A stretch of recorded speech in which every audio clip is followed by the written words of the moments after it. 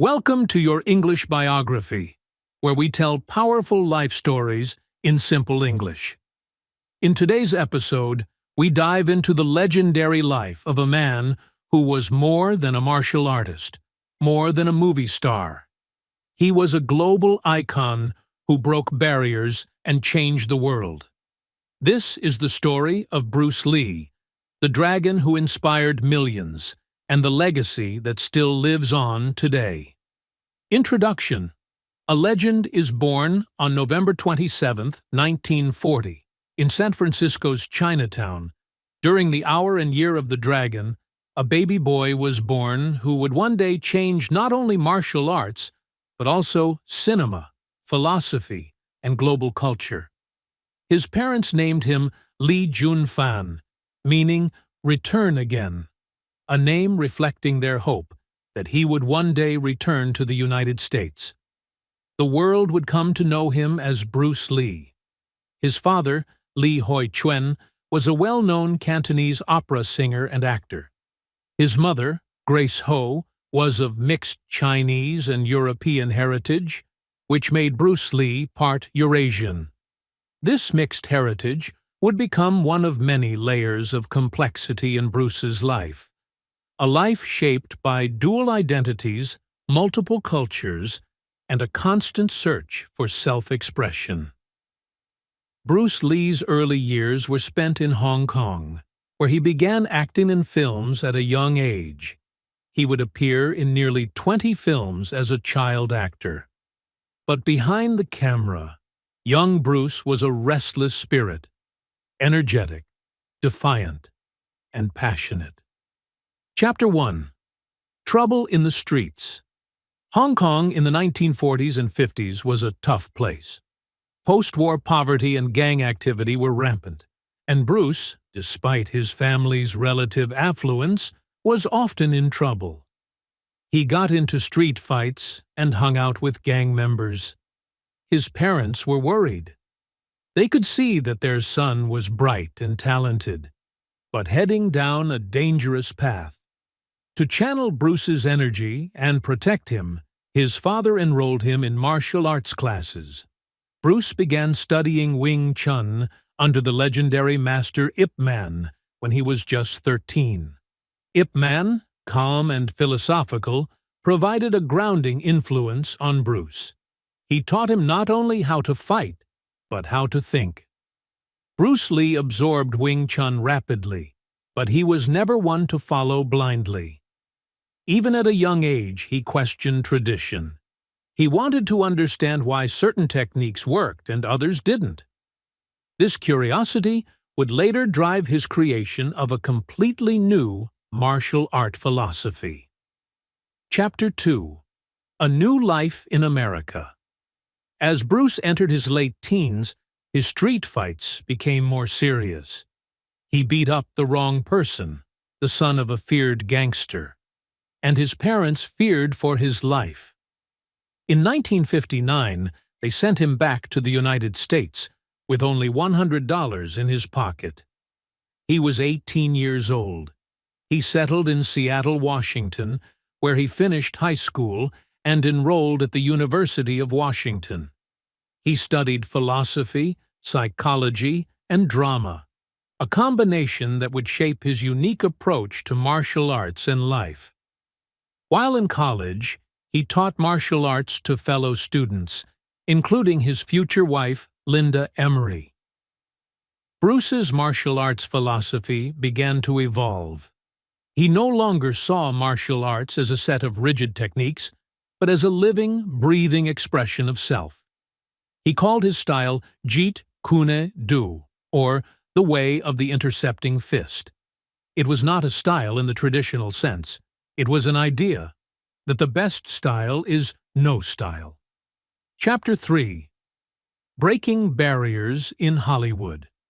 In the early 1960s, Bruce moved to Oakland, California, and opened a martial arts school with James Yim Lee. He quickly gained a reputation as a fearsome fighter and brilliant teacher. His demonstrations at martial arts tournaments attracted attention, including that of Hollywood producers.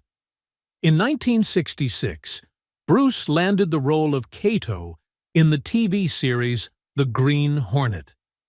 Though a supporting character, Kato became a fan favorite, largely due to Bruce's charisma and innovative fight choreography.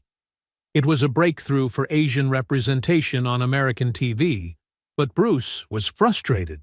He was too often cast in minor roles or stereotypical parts. Hollywood didn't know what to do with an Asian leading man.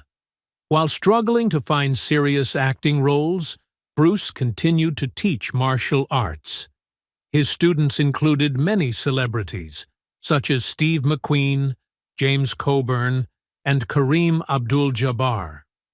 They admired not only his physical skills, but his philosophical insights. But Bruce was growing increasingly frustrated with the limitations of American media. So he returned to Hong Kong, hoping to find greater creative control. Chapter 4. The Hong Kong Renaissance. To Bruce's surprise, he was already famous in Hong Kong. The Green Hornet had aired there and was known as The Kato Show. Bruce was welcomed back like a star. In partnership with Golden Harvest Studios, Bruce began creating the kind of films he had always dreamed of. Films that combined action, philosophy, and cinematic flair. In 1971, The Big Boss was released and became a sensation. Bruce played a quiet worker who is forced to fight back against corruption and violence. Audiences were captivated. Next came Fist of Fury, 1972, where Bruce portrayed a martial arts student seeking justice for his murdered master. The film featured powerful themes of nationalism and identity, striking a chord with Chinese audiences under foreign influence. Then came The Way of the Dragon, 1972, written, directed, and starred in by Bruce Lee. It featured one of the most iconic fight scenes in film history. Bruce versus Chuck Norris in the Roman Colosseum. Bruce Lee was now an international superstar. Chapter 5. Enter the Dragon. Bruce's crowning achievement came in 1973 with Enter the Dragon, a joint Hong Kong-Hollywood production and his first major English-language film. Bruce had finally broken into Hollywood on his own terms. The film was a blend of espionage thriller, philosophical exploration, and martial arts showcase. Bruce's performance was electrifying. His screen presence was magnetic. His movement was poetry in motion. Tragically, Bruce would not live to see the full impact of the film. On July 20th, 1973, just weeks before the film's release, Bruce Lee died suddenly in Hong Kong. He was only 32 years old. Chapter 6. The Mystery of His Death. Bruce Lee's death shocked the world. The official cause was cerebral edema, swelling of the brain, possibly due to an allergic reaction to medication. But conspiracy theories swirled. Was he poisoned by rivals? Was it a delayed effect of his earlier back injury? Or was it the toll of pushing his body to the limit? Bruce had once said, "The key to immortality is first living a life worth remembering."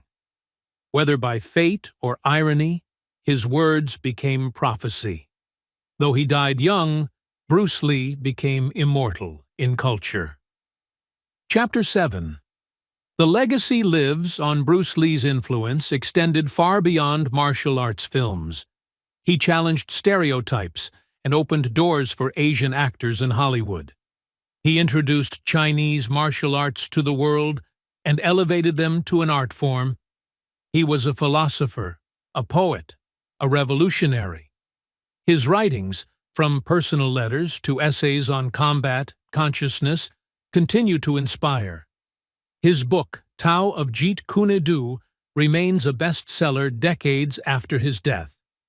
In 1993, Dragon, the Bruce Lee story, was released, a biopic capturing both the man and the myth. Statues were erected in his honor in Hong Kong, Los Angeles, and even in Bosnia. His daughter, Shannon Lee, continues his legacy through the Bruce Lee Foundation. Chapter 8. Beyond the Screen and the Arena. Bruce Lee's life was about more than fighting. He believed in constant self-improvement. He once wrote, "Absorb what is useful, discard what is not, add what is uniquely your own." This philosophy applies not only to martial arts, but to life itself. He broke down barriers of race and tradition. He married Linda Emery, a white American woman, during a time when interracial marriage was controversial.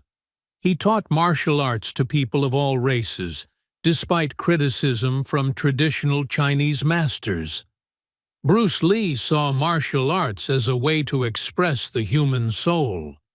He believed in honesty, authenticity, and the courage to be different. Chapter 9. The Man Behind the Legend. Though known for his fierce screen presence, Bruce Lee was deeply introspective. He read widely, from Laozi to Krishnamurti, from philosophy to psychology. He journaled constantly, seeking clarity and growth. He was also a family man.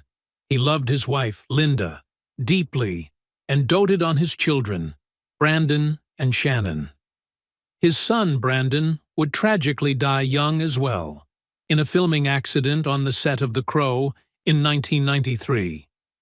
The Lee family endured immense grief, yet their commitment to Bruce's legacy never wavered. Bruce also faced setbacks, racism, financial hardship, and a debilitating back injury that left him bedridden for months. But he never gave up. He used adversity as fuel. Conclusion: be like water. Bruce Lee's most famous quote is also his most profound. Empty your mind. Be formless, shapeless, like water. You put water into a cup, it becomes the cup. You put water into a bottle, it becomes the bottle. Water can flow, or it can crash. Be water, my friend. This was not just about martial arts. It was a life philosophy, about adaptability, resilience, and finding harmony in chaos. Bruce Lee was more than a fighter, actor, or celebrity. He was a bridge between East and West, tradition and innovation, body and mind. In a world that too often builds walls, Bruce Lee broke them down with grace and power.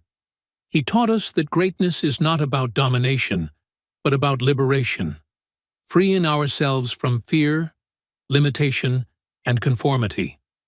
More than 50 years after his death, Bruce Lee still moves us, not just with his fists, but with his mind. Not just with his films, but with his message. He was and remains a dragon, fierce, brilliant, and unforgettable.